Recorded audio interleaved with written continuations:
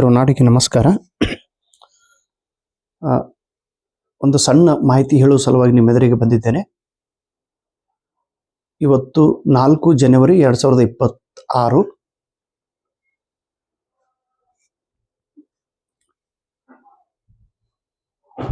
February 8, 2026ರಂದು CTET ಪರೀಕ್ಷೆ ನಡೆಯಲಿದೆ. ಸಾಕಷ್ಟು ವಿದ್ಯಾರ್ಥಿ ಮಿತ್ರರು ಈ ಒಂದು ಕೆಲಸವನ್ನು ಕೂಡ ನನಗೆ ಒಪ್ಪಿಸಿದ್ದಾರೆ. KSET ಜೊತೆಗೇನೆ ಒಂದು ಸಣ್ಣ ಪ್ರಯತ್ನ ಕೂಡ ನಾನು CTETಗಾಗಿ ಮಾಡುತ್ತೇನೆ. TET ಪರೀಕ್ಷೆಯಲ್ಲಿ ಸಹಜವಾಗಿ ಹೇಳಿದ ಕ್ಲಾಸನ್ನು ತಾವು ಸೀರಿಯಸ್ ಆಗಿ ತೆಗೆದುಕೊಂಡು ಪರೀಕ್ಷೆಯನ್ನು ಬರೆದಿದ್ದೀರಿ. ಅದರಲ್ಲಿ ಉತ್ತೀರ್ಣ ಕೂಡ ಆಗಿದ್ದೀರಿ. ನಿನ್ನೆ ನಾನು 49 ಕರುನಾಡಿನ ದೀಪಗಳ ಬಗ್ಗೆ ಮಾಹಿತಿ ಹೇಳಿದ್ದೆ. ಅವರ ಸ್ಫೂರ್ತಿಯ ಕಥೆಯನ್ನು ಹೇಳಿದ್ದೆ. ನಿನ್ನೆ ನೈಟ್ ಮತ್ತಿಬ್ಬರು ಜನ, ಸರ್ ನಾವು ಪಾಸ್ ಆಗಿವಿ, ನಮ್ಮ ಬಗ್ಗೆನೂ ನೀವು ಹೇಳಿಲ್ಲ ಅಂತ ಹೇಳಿದ್ರು.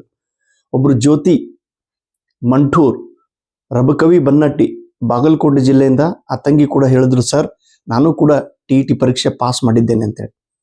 ಆಮೇಲೆ ನಮ್ಮ ಯಾದಗಿರಿ ಜಿಲ್ಲೆಯ ಸುರಪುರ ತಾಲೂಕಿನ ಒಂದು ಸಣ್ಣ ಹಳ್ಳಿ, ಅಲ್ಲಿಂದ ನಮ್ಮ ಹನುಮಂತ ಸರ್ ಅವರು, ಸರ್ ಇದೊಂದು ದೊಡ್ಡ ಕಾಣಿಕೆನ ಅಥವಾ ಚಿಕ್ಕ ಕಾಣಿಕೆ, ಸರ್ ನಾನು ಕೂಡ TET ಪರೀಕ್ಷೆ ಪಾಸ್ ಮಾಡಿದ್ದೇನೆ, ಇದು ನಿಮಗೆ ಅರ್ಪಣೆ ಅಂತೇಳಿ ನಿನ್ನೆ ಅವರು ಮೆಸೇಜ್ ಮಾಡಿದ್ರು. ಹನುಮಂತ ಸರ್, ಹನುಮಂತ ಸುರಪುರ್ಲಿಂದ, ಗೋಡಿಹಾಳ ಅವ್ರ ಊರು ಗೋಡಿಹಾಳ, ಅವ್ರು ನಿನ್ನೆ ಮೆಸೇಜ್ ಮಾಡ್ಯಾರ ನೋಡ್ರಿ. ಸರ್ ನಿಮ್ಮ ಸಾಧನೆಯ ಶಿಖರಕ್ಕೆ ನನ್ನದೊಂದು ಕಿರು ಕಾಣಿಕೆ, ಇದು 4ನೇ ಬಾರಿ TET ಪಾಸ್ ಆಗಿದೆ, ಇದು 4ನೇಯದು, ಇದು ನಿಮಗೆ ಅರ್ಪಣೆ. ನಿಮ್ಮ ಇಂಗ್ಲಿಷ್ ಕ್ಲಾಸ್ ಈ ಸಲ ಟೆಟ್ ಪರೀಕ್ಷೆಗೆ ಉಪಯುಕ್ತ ಆಯಿತು. ಹಾಗೆ ನಿಮ್ಮ ಅನುಭವದ ನುಡಿಗಳು ಎಲ್ಲ ಪರೀಕ್ಷೆಗೂ ತುಂಬಾ ಉಪಯುಕ್ತ ಆಯಿತು ಸರ್. ಅನಂತ ಧನ್ಯವಾದಗಳು. ಪ್ರತಿ ನನ್ನ ಯಶಸ್ಸಿನ ಹಿಂದೆ ನೀವು ಯಾವಾಗಲೂ ಇರ್ತೀರಿ ಸರ್. ಸರ್ ತುಂಬು ಹೃದಯದ ಧನ್ಯವಾದಗಳು. ನೋಡ್ರಿ, ಸಾಧನೆ ನಿಮ್ಮದು, ಪರಿಶ್ರಮ ನಿಮ್ಮದು, ಛಲ ನಿಮ್ಮದು, ಬುದ್ಧಿ ನಿಮ್ಮದು, ಜ್ಞಾನ ನಿಮ್ಮದು. ಇಷ್ಟೆಲ್ಲ ನೀವು ಸ್ವಂತ ಅಧ್ಯಯನ ಮಾಡಿ ರಿಸಲ್ಟ್ ಪಡೆದರೂ ಕೂಡ ನನಗೆ ನೀವು ಅರ್ಪಣೆ ಮಾಡ್ತೀರಿ, ನನಗೆ ನೀವು ಹೇಳ್ತೀರಿ ಅಂದ್ರೆ ಇದು ನನ್ನ ಹಣೆ ಬರ ಅಂತ ಹೇಳಿ ಕರಿತೀನಿ. ಒಳ್ಳೆ ಹಣೆ ಬರ ನಂದು. ನೋಡ್ರಿ, ಕಾಲ ಬದಲಾಗ್ತದೆ. ಇದರ ಅರ್ಥ ಕಾಲ ಎಂದೂ ಬದಲಾಗುವುದಿಲ್ಲ. ನಮ್ಮ ಪರಿಶ್ರಮವೇ ನಮ್ಮ ಹಣೆ ಬರವನ್ನು ಬದಲಾಯಿಸುತ್ತದೆ. ಕಳೆದ 10 ವರ್ಷದೊಳಗೆ ನಾನು ಎಷ್ಟು ಕಷ್ಟಪಟ್ಟಿನಿ, ಜೀವನ ಏನಪ್ಪ ಸಾಕು ಅನ್ನೋ ಮಟ್ಟಿಗೆ ಹೋದಂಥ ವ್ಯಕ್ತಿ ಇವತ್ತು ಪ್ರತಿ ಕ್ಷಣ ನಾನು ಸಮಯ ವ್ಯರ್ಥ ಮಾಡದೆ ನನ್ನ ಅನುಭವಗಳನ್ನು ನಿಮ್ಮ ಜೊತೆಗೆ ಹಂಚ್ಕೋಬೇಕಂತ ತಿಳ್ಕೊಂಡು ವಿಡಿಯೋ ಮಾಡ್ತಾ ಇದ್ದೆ. ಕೊಟ್ಟಿದ್ದು ತನಗೆ ಬಚ್ಚಿಟ್ಟಿದ್ದು ಪರರಿಗೆ, ಕೊಟ್ಟಿದ್ದು ಕೆಟ್ಟತನ ಬೇಡ, ಮುಂದೆ ಕಟ್ಟಿಟ್ಟ ಬುತ್ತಿ ಸರ್ವಜ್ಞ. ನಾವು ಇನ್ನೊಬ್ರು ಕುಡ್ಕೊಂತ ಹೋದ್ರೆ ನಮ್ಗೇನು ಕಡಿಮೆ ಆಗಂಗಿಲ್ಲಕ್ಕೆ ಇದು ಒಂದೇ ಉದಾಹರಣೆ ನೋಡ್ರಿ. ಸೊ ಈ 51 ಕರುನಾಡಿನ ದೀಪಗಳಿಗೆ, ಜ್ಞಾನದ ದೀಪಗಳಿಗೆ ನಮಸ್ಕರಿಸುತ್ತಾ, ಬರುವ CTET ಎಕ್ಸಾಮ್ ಟೋಟಲ್ ನೋಡ್ರಿ, ನೀವು ಆರ್ಟ್ಸ್ BA B.Ed ಆಗಿರ್ಬೋದು, ಅಥವಾ BA D.Ed, ಅಥವಾ BSc B.Ed ಆಗಿರ್ಬೋದು. CTETಗೆ TET ಏನು ಪರೀಕ್ಷೆ ಅದ ನೋಡ್ರಿ, ಇದಕ್ಕಿಂತ 10 ಪಟ್ಟು ಈಸಿ CTET ಇರುತ್ತದೆ.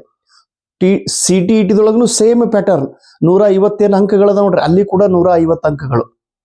ಅಲ್ಲಿ ಕನ್ನಡ ಸಬ್ಜೆಕ್ಟ್ 30 ಮಾರ್ಕ್ ಕನ್ನಡ, ಅಲ್ಲಿ 30ಕ್ಕೆ 30 ತಗೊಂತೀರಿ ನೀವು. ಅಷ್ಟು ಈಸಿ ಆಗಿದೆ. ನನಗೆ ಗೊತ್ತೈತಿ CTET ಪರೀಕ್ಷೆ ತುಂಬಾ ಈಸಿ. ಕರ್ನಾಟಕ TETಗಿಂತ 10 ಪಟ್ಟು CTET ಸರಳವಾಗಿದೆ. 30ಕ್ಕೆ 30 ಅಂಕ ಪಡಿತೀರಿ ನೀವು ಅಲ್ಲಿ. 30, ಅದರ ಬಗ್ಗೆ ನಿಮ್ಗೆ ಹೇಳ್ತೀನಿ ರೀ ನಾನು. 30. ಆಮೇಲೆ ಇಂಗ್ಲಿಷ್ದೊಳಗೂ ಕೂಡ 30 ಅಂಕಗಳದಾವ್ರಿ. ಇಂಗ್ಲಿಷ್ ಹಾರ್ಡ್ ಅದ ಅನ್ಕೋತ ನಾವು ಕೂಡ್ತೀವಿ, ಬಟ್ ಆರಾಮಾಗಿ 20 ಮಾರ್ಕ್ಸ್ ಬಂದೇ ಬಿಡ್ತೈತಿ. ಆಮೇಲೆ ಮನೋವಿಜ್ಞಾನ, ಚೈಲ್ಡ್ ಸೈಕಾಲಜಿ, ಅಲ್ಲಿ 30 ಪ್ರಶ್ನೆಗಳದಾವ್ರಿ. ಆಮೇಲೆ ನೀವು ಇತಿಹಾಸ 30 ಪ್ರಶ್ನೆ, ಭೂಗೋಲ್ 30 ಪ್ರಶ್ನೆ, ಅಂದ್ರೆ ಏನು ಸೋಷಿಯಲ್ ಸೈನ್ಸ್ ಇದ್ದವ್ರಿಗೆ. ಅದರಲ್ಲಿ ಅರ್ಥಶಾಸ್ತ್ರದ ಒಂದು 5 ಪ್ರಶ್ನೆ, ಪೊಲಿಟಿಕಲ್ ಸೈನ್ಸ್ ಬಗ್ಗೆ ಒಂದು 5 ಪ್ರಶ್ನೆ, ಆಮೇಲೆ ಹಿಸ್ಟ್ರಿ ಬಗ್ಗೆ, ಆಮೇಲೆ ಜಿಯೋಗ್ರಫಿ ಬಗ್ಗೆ ಪ್ರಶ್ನೆಗಳನ್ನು ಕೇಳುತ್ತಾರೆ. ಇದು ನನ್ನ ಫೇವ್ರೆಟ್. 60ಕ್ಕೆ ನಾನು ಆರಾಮಾಗಿ 40-42 ಮಾರ್ಕ್ಸ್ ತಗೋತಿದ್ದೆ. ಇಂಗ್ಲಿಷ್ ಅಂತೂ ನನ್ನ ಫೇವ್ರೆಟ್, ಅಲ್ಲಿ ಸಹಜವಾಗಿ ಒಂದು 25. ಕನ್ನಡ ಅಲ್ಲಿ ಸಹಜವಾಗಿ ಒಂದು 25 ಮೇಲೆ ಮಾರ್ಕ್ಸ್. ಸೈಕಾಲಜಿ ಅಲ್ಲಿ ಸಹಜವಾಗಿ ಒಂದು 20 ಮಾರ್ಕ್. ಹೀಗೆ ಪರೀಕ್ಷೆ pass. CTET sir question paper Hindi ಮತ್ತು ಇಂಗ್ಲಿಷ್ ಮೀಡಿಯಂದೊಳಗೆ ಪ್ರಶ್ನೆ ಕೇಳುತ್ತಾರೆ. ಕೇವಲ ಕನ್ನಡ ಲ್ಯಾಂಗ್ವೇಜ್ಗೆ 30 ಪ್ರಶ್ನೆ ಅದಾವುದು ಕನ್ನಡದಲ್ಲಿ, ಉಳಿದಿದ್ದೆಲ್ಲ ಪ್ರಶ್ನೆ ಹಿಂದಿ ಮತ್ತು ಇಂಗ್ಲಿಷ್ ಮೀಡಿಯಂದಲ್ಲಿ ಕೇಳುತ್ತಾರೆ. ನಾವು ಅಂದ್ಕೊಂಡಷ್ಟು ಭಯ ಭೀತಿ ಅಂಜಿಕೆ ನಾವು ಅನ್ಸ್ತೀವಿ ಮೊದಲಿಗೆ ಅದು ಹಾರ್ಡದ ಅಂತೇಳಿ. ನೀವು CTET ಎಕ್ಸಾಮ್ ಬರೆದು ನೋಡ್ರಿ 2015 ನಾನು ಬೆಂಗಳೂರಿಗೆ ಹೋಗಿ CTET ಎಕ್ಸಾಮ್ ಬರ್ತಿದ್ದೆ.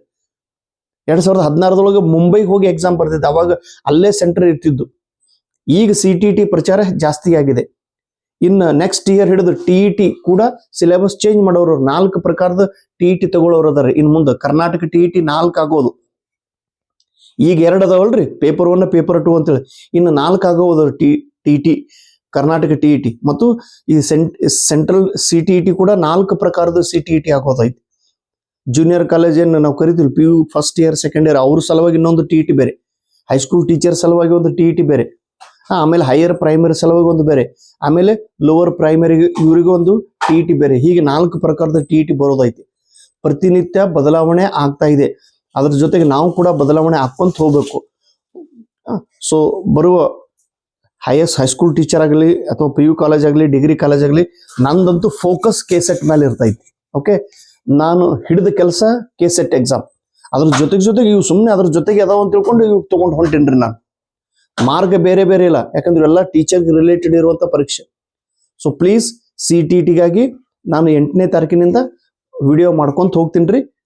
8, 9ನೇ ತಾರೀಕಿನಿಂದ ಒಂದು ತಿಂಗಳ ನಾನು CTET ಕ್ಲಾಸ್ ಮಾಡ್ತೀನಿ. ಅದ್ರ ಜೊತೆಗೆ ಕಂಟಿನ್ಯೂ ಆಗಿ ಸೆಟ್ ಅದು ಮಾತ್ರ ಕ್ಲಾಸ್ ಕಂಪಲ್ಸರಿ. ಸರ್ ಈಗ ನೆಟ್ ಎಕ್ಸಾಮ್ ಸ್ಟಾರ್ಟ್ ಆಗಿದೆ ಅಲ್ಲ, ನೆಟ್ ಎಕ್ಸಾಮ್ ಮಾಡ್ರಿ. ನೆಟ್ಟಿಗಾಗಿ ಮಾಡ್ಬೇಕಂತೇಳಿ ತಿಳಿತಾ ಇದೆ, ಬಟ್ ಫುಲ್ ವರ್ಕ್ ಲೋಡ್ ಇದೆ. ಇದಕ್ಕಿಂತ ಮುಂಚೆ ಮಾಡದಂತ ನೆಟ್ ಮತ್ತು KCET ಕ್ಲಾಸ್ಗಳನ್ನ ನೀವು ರಿವಿಷನ್ ಮಾಡ್ರಿ. ಖಂಡಿತ ನೆಟ್ ಎಕ್ಸಾಮ್ ಕೂಡ ನೀವು ಪರೀಕ್ಷೆ ಪಾಸ್ ಆಗುತ್ತೆ. ಸೊ ಒನ್ಸ್ ಅಗೇನ್ CTET ಸಲುವಾಗಿ ನಾನು ನಿಮ್ಮ ಜೊತೆಗಿದ್ದೀನಿ, ಕರ್ನಾಟಕ ಸೆಟ್ ಎಕ್ಸಾಮ್ ಸಲುವಾಗಿ ನಾನು ನಿಮ್ಮ ಜೊತೆಗಿದ್ದೀನಿ, UGC ನೆಟ್ ಎಕ್ಸಾಮ್ ಸಲುವಾಗಿ ನಾನು ನಿಮ್ಮ ಜೊತೆಗಿದ್ದೀನಿ. ನೀವು ಕೂಡಿ ಬೆಳೆಯೋಣ. ಸೊ ಇಷ್ಟು ಮಾತ್ರ. ನಮ್ಮ ಭಾರ ನಮಗೆ, ನಮ್ಮ ತಲೆ ಎದರ ಮೇಲೆ ಅದ್ರ ನಮ್ಮ ತೋಳಿನ ಮೇಲೆ ಐತಿ. ನಮ್ಮ ಭಾರ ನಮ್ಮ ಮೇಲೇನೆ, ನಮ್ಮ ತಲೆ ನಮ್ಮ ತೋಳಿನ ಮೇಲಿದೆ. ಹೀಗಾಗಿ ನಮ್ಮನ್ನು ನಾವು ಸಂಭಾಳಿಸ್ಕೊಳ್ಬೇಕು, ನಮ್ಮನ್ನು ನಾವು ಎಚ್ಚರಿಗೊಳಿಸ್ಬೇಕು, ನಮ್ಮನ್ನು ನಾವು ಸಂತೃಪ್ತಿಗೊಳಿಸ್ಬೇಕು, ನಮ್ಮನ್ನು ನಾವು ಸಮಾಧಾನ ಪಡಿಸ್ಕೊಳ್ಬೇಕು. ಇನ್ನೊಬ್ಬರ ಜೊತೆಗೆ ನಾವು ಹೋಲಿಕೆ ಮಾಡಿ ಕೊರಗಿ ಸಾಯೋದು ಬೇಡ. ಅವನು ಹಂಗದನ್ರಿ, ಅವಳು ಹಾಗದರ್ರಿ, ಅವ್ರ ಪರಿಸ್ಥಿತಿ ಹಾಗದ್ರಿ, ಅವ್ರದ್ದು ನೋಡಿ ಕೊರಗಿ ಸಣ್ಣವರಾಗೋದಿಲ್ಲ.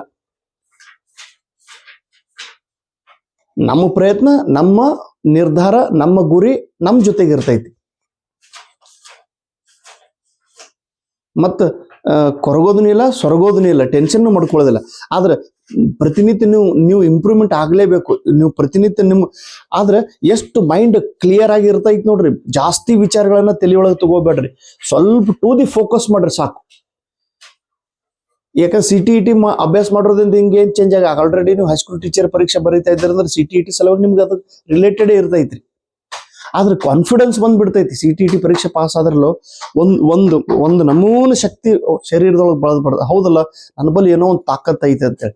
ಇಷ್ಟೆಲ್ಲ 79 ಪರೀಕ್ಷೆ ಪಾಸ್ ಆಗಿನಂದ್ರೆ ಹಗರಲ್ಲ, ಸಿಕ್ಕಾಪಟ್ಟೆ ಹನುಮಂತನ ಶಕ್ತಿ ಬಂದ್ಬಿಟ್ಟೈತಿ. ಹಿಂಗ ನಮ್ಗೆ ಗೊತ್ತಿರಂಗಿಲ್ಲ ನಮ್ಮ ಬಳಿ ಏನ್ ಶಕ್ತಿ ಅದ ಅಂತೇಳಿ.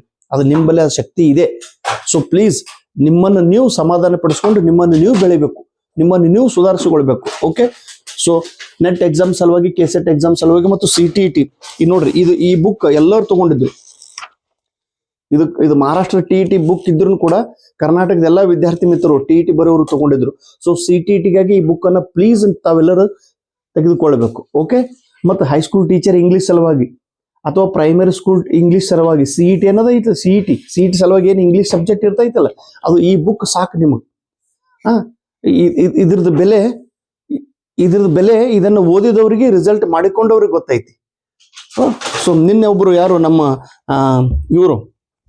ಯಾರವರು ಪೃಥ್ವಿರಾಜ್ ಸರ್ ಅವರು ಏನ್ ಮೆಸೇಜ್ ಮಾಡ್ಯಾರ ನೋಡ್ರಿ.